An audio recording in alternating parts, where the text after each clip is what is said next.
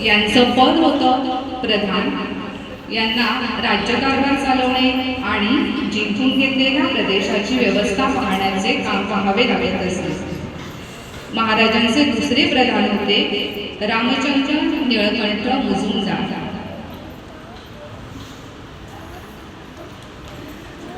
यांचं पद होतं अमात्य आणि यांचे काम होते राज्याचा जमा खर्च पाहणे. यानंतर महाराजांचे तिसरे प्रधान होते अण्णाजी दत्त.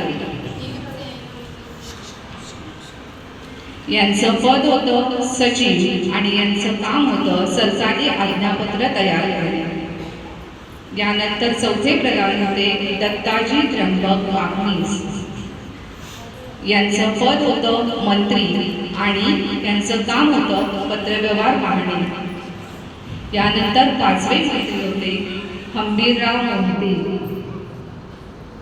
यांचं पद होतं सेनापती आणि यांचं काम होतं सैन्याची व्यवस्था ठेवणे व राज्य रक्षण करणे.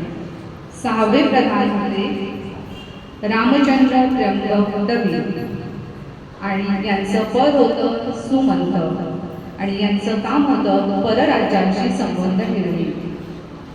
सातवे प्रधान होते निराजी रावजी. यांचं पद होतं न्यायाधीश आणि यांचं काम होतं न्यायदान करणे.